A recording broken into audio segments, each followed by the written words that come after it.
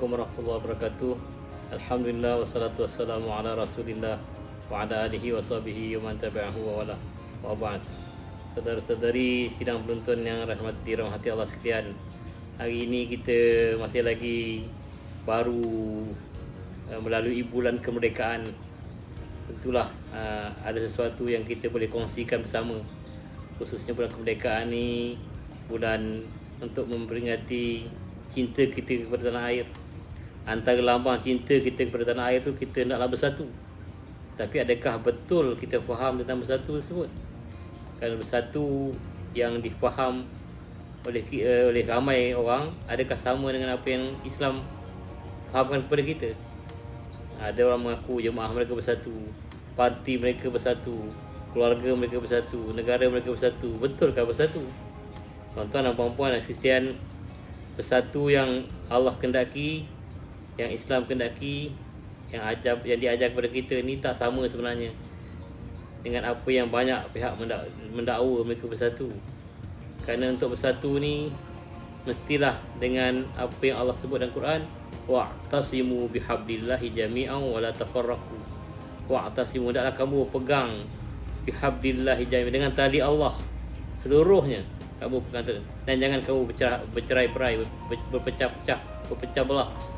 Jadi di sinilah tali Allah lah yang utama untuk kita bersatu. Lepas tu ulama menerangkan kepada kita, bersatu ni kena tempuh 5 syarat. Jadi kita tak nak cakap panjang, kita nak beri matan dia supaya kita ingat. Nak bersatu ni mesti ada 5 syarat. Kalau ada 5 syarat ni, barulah Islam iktiraf sebagai bersatu. Siapa yang tak ada 5 syarat ni tak dikira bersatu. Yang ada 5 syarat ni, kalau di dalam satu kumpulan, mereka ni dikatakan bersatu. Walaupun bukan dalam satu kumpulan, mereka dikira bersatu. Tapi kalau tak ada 5 syarat ini, walaupun mereka dalam satu kumpulan, satu nama, tapi 5 syarat ni tak mereka tempuhi, 5 syarat ni tak ada, tak dikira bersatu. Walaupun satu nama, satu jemaah, satu parti, tak dikira bersatu. Jadi 5 syarat ni kena ingat supaya jadi pakaian kita, supaya jadi keyakinan kita. Kita nak fahami, nak hayati, nak amalkan, nak perjuangkan dalam diri kita, keluarga kita, di mana tempat kita berada, di komuniti mana yang kita ada, di jemaah mana yang kita ada, kena amalkan. Walaupun kita seluruh dunia, umat Islam, lain bangsa, lain warna kulit, lain bahasa, berbeza-beza nama jemaah dan sebagainya, kalau 5 syarat ni ada, dikira bersatu. Kalau tak ada salah satunya, tak dikira bersatu walaupun satu jemaah. Kena faham tu. Jadi apakah 5 perkara tersebut? Yang pertama sekali, bersatu dari sudut akidah. Ingat poin-poin dia. Bersatu dari sudut akidah. Yang kedua, bersatu dari sudut syariat. Yang ketiga, bersatu dari sudut akhlak. Yang keempat, bersatu dari sudut mengiktiraf kawan dan lawan. Bersatu dari sudut kawan dan lawan.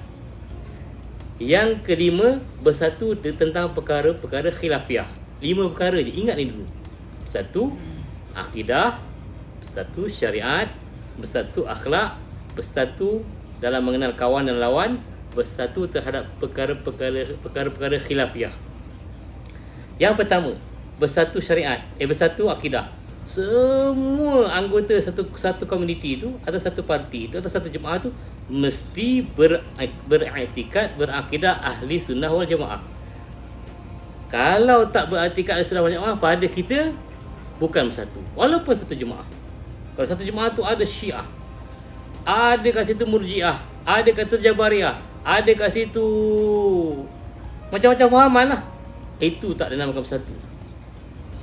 Bila keadaan tenang mungkin nampak macam bersatu, tapi bila keadaan gawat, berlaku satu ujian, bergaduh. Konform. Jadi bersatu ni mesti akidah yang sama.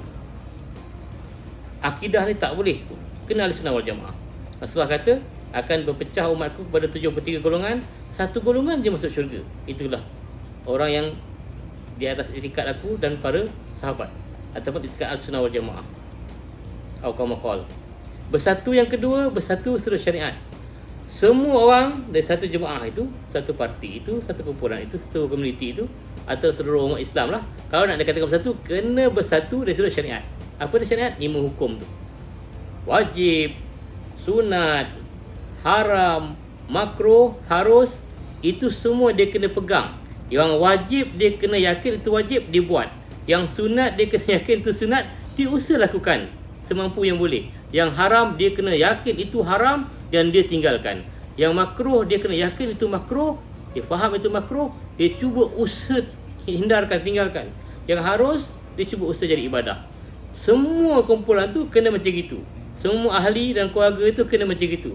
Dalam jemaah tu kena macam gitu. Dalam bani tu kena macam gitu. Baru mereka dapat yang dikatakan bersatu yang nombor 2, iaitu bersatu syariat. Baru 2 tak cukup lagi.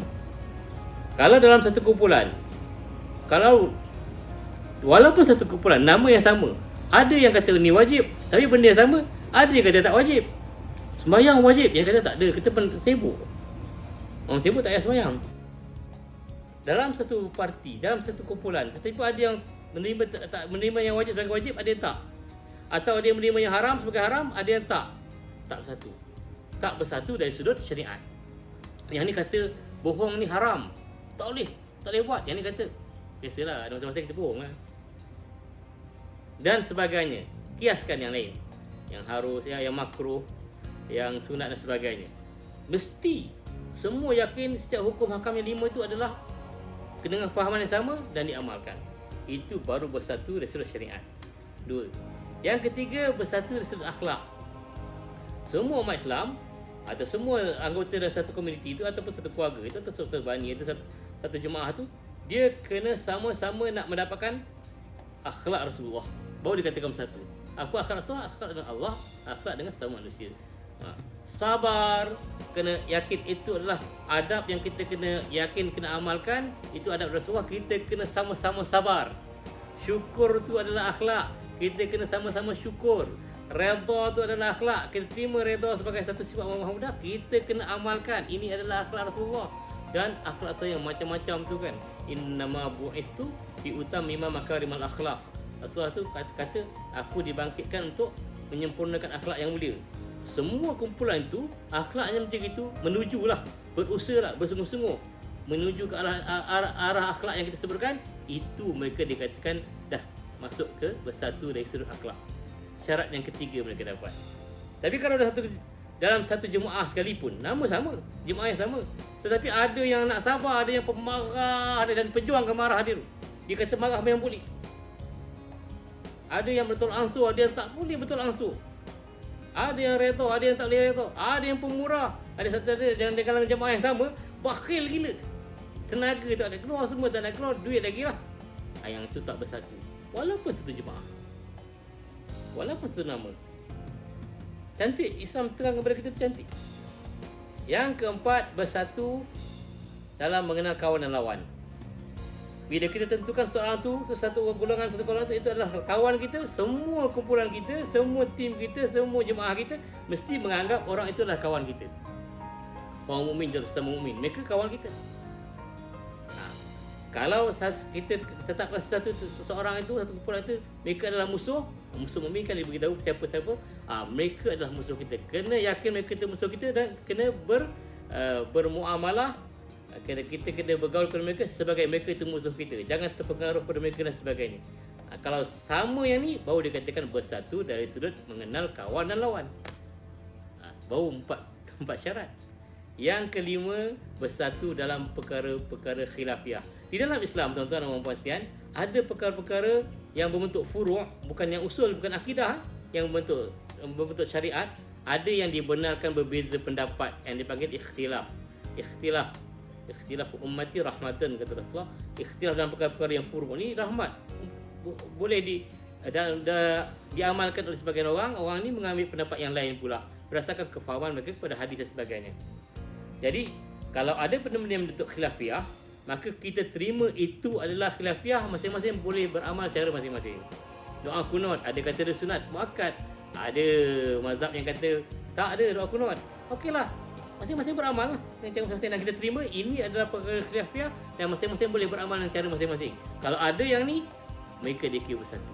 Jadi 5 syarat ni kalau ada, satu akidah, bersatu syariat, bersatu akhlak, bersatu dalam menentukan kawan dan lawan, bersatu tentang perkara-perkara khilafiah, maka jemaah itu, kumpulan itu dikira kumpulan yang bersatu, ataupun mereka ni bersatu walaupun lain-lain kumpulan, tapi sama pegangan 5 perkara ni, mereka adalah bersatu walaupun lain nama.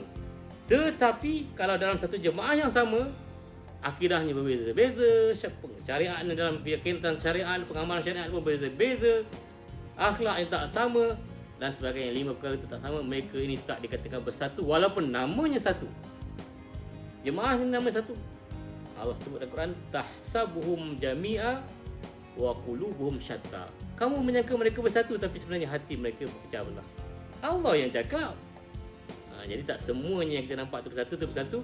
Mereka mungkin berkumpul. Berkumpul tu mengumpulkan satu kumpulan dalam satu kumpulan dalam satu nama, ibarat mengumpulkan fizikal sajalah, tapi pemikirannya lain, hati dan jiwanya lebih-lebih lagi lain.